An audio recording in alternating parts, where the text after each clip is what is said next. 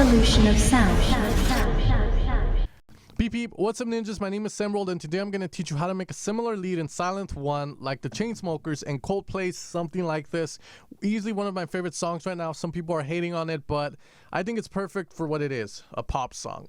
Now, what we're going to first do is just initialize this patch, and what we're going to do now is go with a saw with two voices. Now keep in mind it's not going to be very similar because Sylenth1 does not let us do a hard sync, which pretty much means that we're going to route one oscillator to another oscillator, and one of them is going to be a slave and the other one's going to move and make the other one be forced to move with it. This gives this weird kind of vibe sound to it that sounds somewhat like a harmonica in a way, and that's what's going to be missing from this sound. However, we can kind of replicate it using a square wave, but after this Sylenth1 tutorial, make sure to check the end of the video for the Serum one out. It'll be really fast. Now, what we're going to do here now is apply some white noise. White noise is essential because if you hear the song, white noise is always playing with the chords. So we got to add that. I'm just going to add a little bit there. Now we're going to increase the polyphony to 16. This is just going to let us play more notes. Now, what we want to do here is put a filter with a low pass and close it, input select from part A and B, as we're gonna utilize this filter here.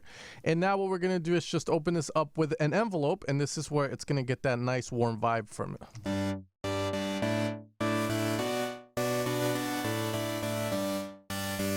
So you can see there. Let's lower the white noise a tad bit.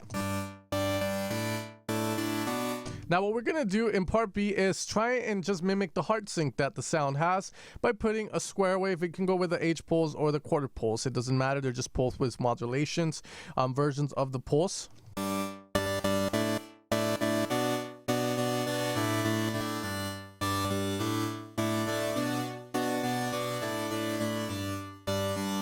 Okay, and over here let's just put a saw with one voice maybe and no retrig. Let's get rid of this input. So now everything's coming out of our filter. Now, what we want to do is just add some effects. What we're going to do first is the reverb.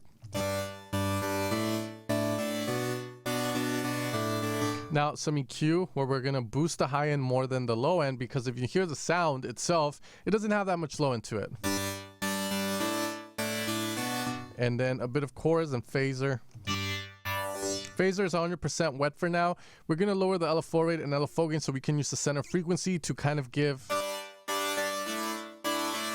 that more thinnish sound. Now let's pull back on it.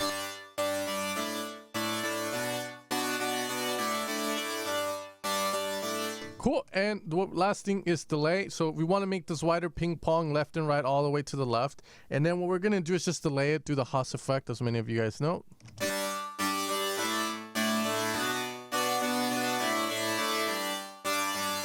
That's going to give us the more metallic, more thinnish lead. There's another lead that comes in with it. It's just going to be another super saw future bass lead, and you complete the sound. Now, if we get rid of the phaser and the delay, you get more of a complete sound, so keep that in mind. Now let's go to Serum and do the exact same thing now, and let me show you what we couldn't replicate in Sylenth1, and that's going to be pretty much the hard sync feature. We're going to have two saws. We're going to apply hard sync here, sync, and then we're going to move it up. Now if you notice, you're going to see more saws start to pop up. It's just going to increase in frequency. When you put the sync up, literally what's happening is just the frequency is increasing. It's moving at a very faster rate, but it has that tone of a sync. Now sync was made popular in analog synths, and that's where it mainly comes from. So now if we do this, it's going to sound like, let's increase polyphony.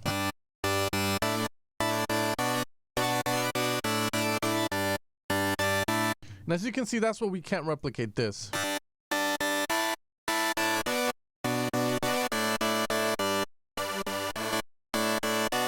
So that's what's missing. So now if we do it here,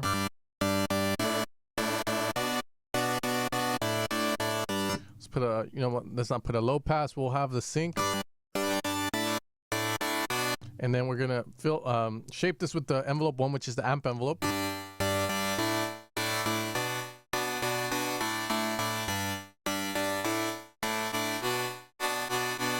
White noise, of course.